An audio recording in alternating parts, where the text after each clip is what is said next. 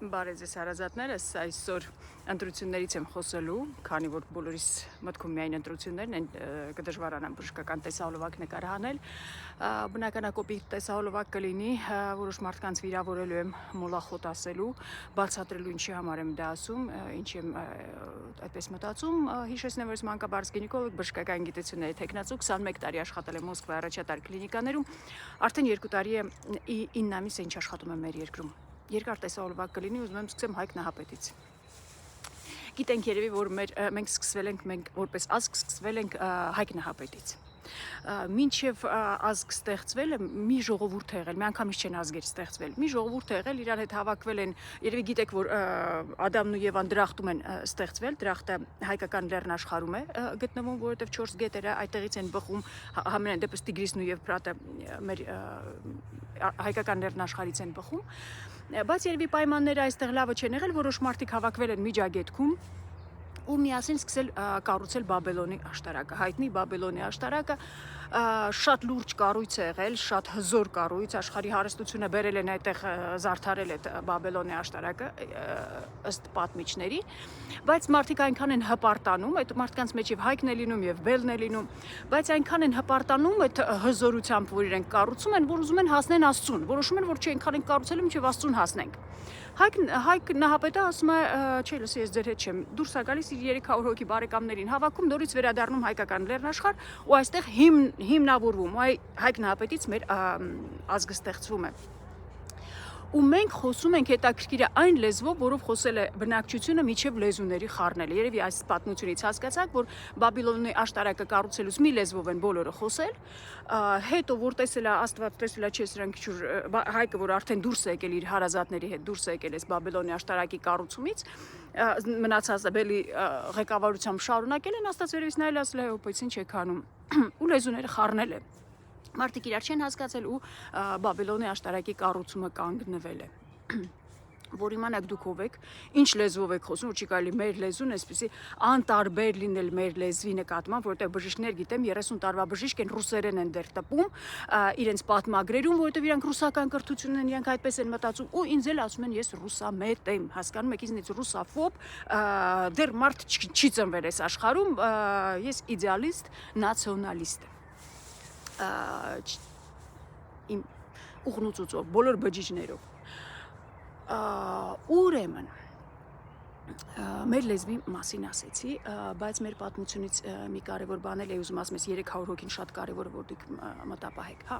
մեր սուրբ հայրերը ասում են, որ մենք ընտրյալ ազգ ենք, կիսվել եմ Միքայել Սրբազանի տեսահոլովակով, որ ասում բացատրում են, չի ենք մենք ընտրյալ ազգ, այսպես են բացատրում, որ սկզբից Աստված մեզ է ընտրել ու մեզանից Հայկ Նահապետը, հետո երևի մենք մեզ լավ չենք պահում կամ իրոք Աստված ի սկզբանե այդպես էր որոշել, որ հետո ընտրում է Աբրահամին, ասում է քեզանից ինձ համար ընտրյալ ազգ եմ ստեղծելու ու մեր Հայկ Նահապետը, որպես կտակարանի Մելքիսեդեկ, օրհնում է Աբրահամին, Աբրահամը իրեն 10 անորդ է տալիս մեր սուրբ հայրերը ասում են, որ մենք այս տաֆետան սկզբից վերցրել ենք Աստծուց, տվել հրեաներին, հրեաների մեջից Քրիստոսը ծնվել է, հրեաները մերժել են Քրիստոսին, մենք նորից այս տաֆետան վերցրել ենք ու այդ քրիստոնեությունը մենք տանելու ենք մինչև աշխարհի վերջը, դա է հայի առաքելությունը, սա շատ կարևոր է նույնպես տեղյակ լինեք, ինչի համար է հայ ազգը ապրում։ Ու հիմա ընտրություններ, մեր ընտրություններն են մեր արժե համակարգն է հիմա գնահատվելու։ Մենք ունենք 2 խումբ ընտրողներ, կան իհարկե էլի որ բան անտարբերներ, բայց կարծում եմ գնալով քչանում են դրանց քանակը։ Մի խումբը մեծագույն արժեքների հետևից է գնում, մյուս խումբը ցածրագույն արժեքների հետևից է գնում։ Ես այս ցածրագույնի հետևից գնացող մարդկանց ասում եմ մոլախոտեր ու բացատրելու ինչի համար, ու այն ովքեր բարձրագույն արժեքների հետևից են գնում, դրանց ասելու եմ նժդեհներ։ Ոչ թե մոլախոտ ու նժդեհ են, այ մոլախոտանման եւ նժդեհանման։ Սա ճանապարհ է, ու նժդեհը միանգամից այնտեղ նժդեհ չի դարել, ինքը կամած զարգանալով եկել է իր արժեքները բարձրացրել միջև հասցրել գագաթնակետին։ Ես այս ճանապարհին եմ, եթե նժդեհը 10 հարկանիշ շենք է, ես իր առաջի հարկում եմ։ Իմ ճանապարհս դեպի վերև է։ Արժեքներ ընտրություններից է կախված ես ու որ կողմի վրա եմ գնում։ Ով է մոլախոտ, ով որ բավարարվում է քչով, որ ուտելիքը լինի, ինքը այժան լոլիկ բերեն, այժան բենզին լինի, մեղավորներ գտնեն, որ իրանք իրենց մեղավոր չզգան, որ նախկիններն են մեղավոր ու ռուսները, մոլախոտին այդքան ինֆորմացիան լրիվ բավարար է։ Ու իրանք համար Նիկոլ Փաշինյանը փրկիչ լինի, որ իրանք ընդհանրապես անելիք չունեն, իրանք պետք է ուտեն լայվեր նկարեն, էսա մոլախոտի, որ չի զարգանում։ Արժեքները էս են։ Նժդեյը այս ճանապարհին գտնվողների համար մեկ Նիկոլ Փաշինյանը կլինի այնտեղ Սամվել Կարապետյանը կլինի այս մարդիկ լիքը անելիք ունեն, որովհետև իրանցից չի կախված։ Ուղղակի այս ինչ որ տեղի է ունենում, խանգարում են այս արժեքները դավանելու, տանելու միջև քրիստոնեություն տանեն միջև աշխարհի վերջը։ Սկզբից հողը պիտի լինի, այս հողի վրա նոր երկիրը պիտի լինի ամուր հայ առաքելական եկեղեցու հետ միասին, որ մենք այդ հավանականությունը ունենանք տանենք միջև վերջ։ Ու մենք միջև վերջ տանելու ենք, աշխարհի վերջում գրված է, որ Թորգոմի տունը դեռ կայուն է աշխարհի վերջում, բայց մեր աշխատանքը մենք մեր ընտրությունների համար պիտի մեր կյանքի համար պատասխան տանք, ու սա հենց այդ արժեքների ընտրությունն է։ Հիմա նժդեհանմանները շատ ներվայնանում են, որ նյարդայնանում են, որ Նիկոլ Փաշինյանի տեսահոլովակները նայում են,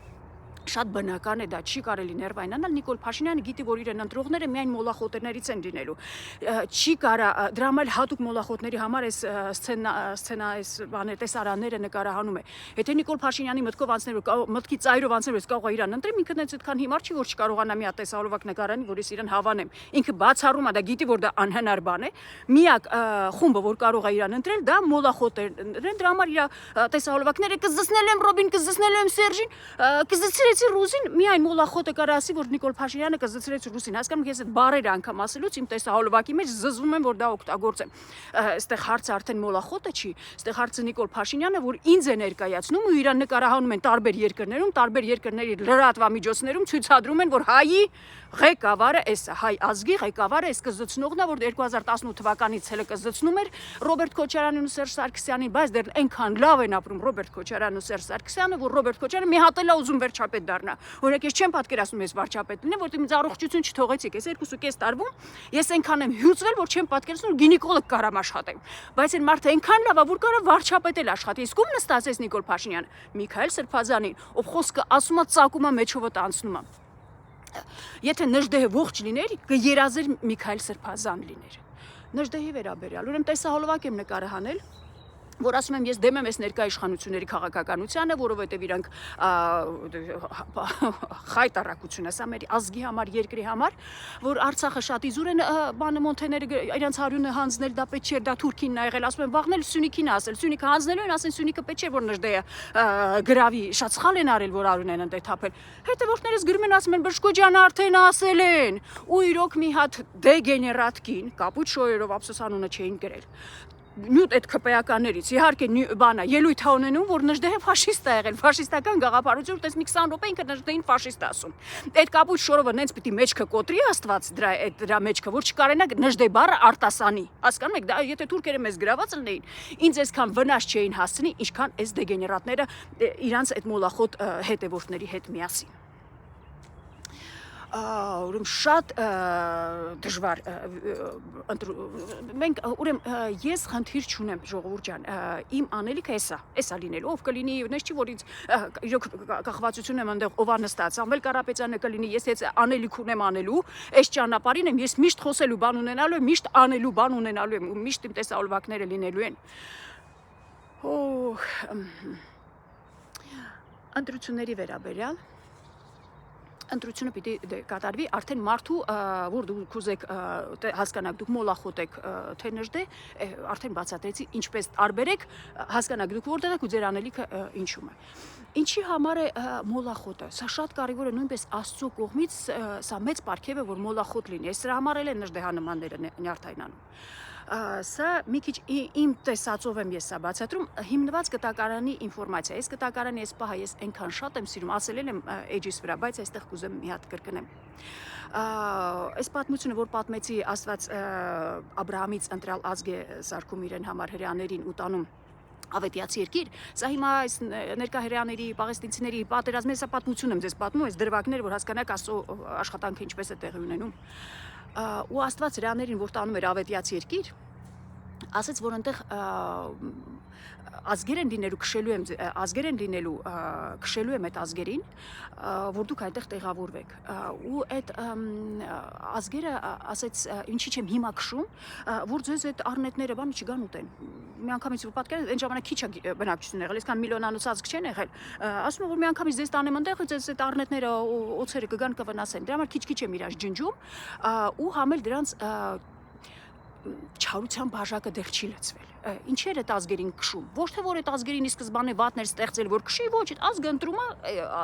նժդեանման ապրի, թե մոլախոտի նման ապրի։ Այդ ազգերը ընտրել են իրանց մոլախոտի նման ապրելու, Աստծո տեղը իմանալով իրանք ընտրել էին կռապաշտությունը,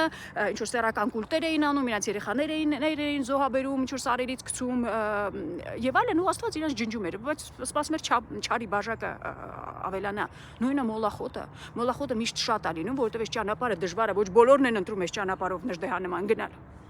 Դրա համար մոլախոտը պետք է, որ նժդեների համար պայմաններ լինեն զարգանալու, որ առնետները, օձերը, գիտեք, օձերով լի է մեր երկիրը, որ չգան դրանց ուտեն, վնասացնեն, որ նժդեհը կարողանա ծաղկի գնա, տեսնա միջև ուր է կարողանում ծաղկել, հասնել։ Դրա համար մոլախոտի կարիքը նույնպես կա։ Դրանից նույնպես չի կարելի նյարդայնանալ։ Բայց ինչն է մեր անելիքն նժդեհանմանների, արդեն տեսահոլովակներից ես մեկում ավելի ճիշտ մեր անելիքը, որ մեր հնարավորության մաքսիմումը օգտագործենք։ Ես չգիտեմ, եթե գուցե էլի բան կարող եմ անել, չեմ անում, սա վատ է, իմ հնարավորությունների չափ ինձ թվում է անում եմ։ Սա ինչի համար եմ ասում, որ բոլոր նժդեհանմանները հիմա 2 շաբաթ ժամանակ ունենք։ Ժողովուրդ ջան, որ անարյուն այս ամեն ինչը ավարտվի։ Եթե Նիկոլ Փաշինյանը վերընտրվեց, Տիգրան Աշենը հանձնեց, ինչպես էր մնացած տեղերը, որ հանձնել է, Ուսյունիքը անջատվեց Հայաստանից, ու 300,000 ադրբեջանցի եկավ, մեր հալը ինչ է լինելու։ Եթե մենք 300 հատ նժդեհ ունենանք, պիտի պատերազմ լինի արյունոտ։ Եկեք մեր ջանքերը մաքսիմալ ներդնենք, այս չարիքից ազատվենք, եթե Աստծո կամքը կլինի, բայց մենք մեր արածի մաքսիմումը անենք։ Սրա վերաբերյալ երևի մի ուրիշ օրինակ բերեմ, երբ որ ծնողը զոհվում է, ծնողը մահանում է, փառքաստու ես դա չեմ զգացել, բայց ես տեսել եմ ինչ են զգում իմ հարազատները, կողքինները, երբ որ իրենց ծնողները մահանում են, մարդ միանգամից սարսափահար է լինում, որ ծնողը մահացավ, ոչ թե պատկերացում չուներ, որ կմահանա, չգիտեր մահը ինչ է, բան, բայց սարսափահար է լինում, որ էլ չի կարողանալու այն ինչ որ կարար աներ իր ծնողի համար, էլ չի կարողանալու անել։ Արդեն ծնողը դիակ է, անշունչ դիակ է, ոչ մի բան չի հասկանալու։ Դրա համար ինքը այդ զգացմունքները, որ կարար աներ ու չի արել, ամբողջ կյանքը իր տանելու է մինչև կյանքի վերջը։ Նույնն էլ էս հայրենիքի նկատմամբ, եթե դուք չանեք այն ինչ որ դուք կարայիք այս этаպում անեիք, այդ կարծում եմ դա մինչև վերջ մեզ սղոցելու է, նույնն էլ ես կարծում եմ, որ ես շատ քիչ արեցի իմ կյանքի մեջ, որ մենք Արցախ չունենք, մեղքը մեծ է, շատ։ Մոլախոտը չի զգում ոչ մի մեղքի զգացում։ Մոլախոտի համար նախկինն է մեղավոր, ռուսն է մեղավոր ու լափամանա պետք։ Այսքան բան է մոլախոտին պետք, տարբերությունը դա է ու կրթությունը դրա մեջ դրա հետ կապ չունի։ Կարծում եմ այսքանը, նյարդայնանալ պետք չի։ Վարդան Հակոբյան հայտնի հանրային գործիչ, բլոգեր չեն ասում, պարզվում է հանրային գործիչ են ասում, հրավիրել էր ելույթի մի խումբ էլի այսպեսի հանրային գործիչների հետ, շատ հետաքրքիր անունը, ես ինձ համարում եմ բլոգեր, բայց հանրային գործիչ հետաքրքիր է հնչում։ Ու շատ հետաքրքիր բան ասեց Սփյուռքի վերաբերյալ, որ ճիշտն ասած ես Սփյուռքը շատ եթերագնահատում ես վերջերս, որովհետև ես Սփյուռք ապրել եմ, ես գիտեմ ինչ է Սփյուռք լինելը, ես ինչ էի անում, իմ 10-րդս ուղարկում էի Հայաստան ու շատ լավ բան եմ, զարգացնում ուրիշ երկիրը։ Ու համարում եմ, ուր եկա Հայաստան ու հասկացա տարբերությունը որն է, որ քո բոլոր պոտենցիալը բերում ես ներդնում ես քո երկրում, սա շատ կարևոր է։ Հիմա սկսել եմ Սփյուռքին քիչ թերագնահատել, բայց կարծում եմ ձեր ներկայությունը մեր երկրում ավելի կարևոր է, քան այն ինչ որ դուք դրսից կարող եք անել, սա իմ խորին համոզմունքն է։ Կարծում եմ այսքանը, մեծ հույսերով կհանդիպենք նորից բարի օր բոլորիդ, ուրեմն չնյարդայնանալ, այս շատ է լինելու, ինչի է իժեցի Վարդան Հակոբյանին, որովհետև ասեց բժշկու ինչ եք կարծում, այս բոլորիս երևի ազգովի հոգեբան է պետք, այո, հոգեբան է պետք, հոգևորականների հետ զրուցենք, հանդարտվենք, ժողովուրդ ջան, հանդարտվենք, սա ճանապարհ է, ոչ բոլորն են այդ ճանապարհ, հասկանանք, որ այս ճանապարհով ոչ բոլորն են անցնում, ու Աստծուն պետք են ուղղակի գոնե 300 հատ նժդե, 300 հոգի նժդե, սա շատ կարևոր է թիվը քանակը բավարար քանակի լինեն, որ Աստված արդեն իր գործունեությունը անի այս երկրի մեզ համար մեր օգնությամբ։ Դրա համար եկեք հանդարտվենք, մեր աշխատանքը մաքսիմալ հնարավոր ձևի անենք ու Աստծո հետ միասին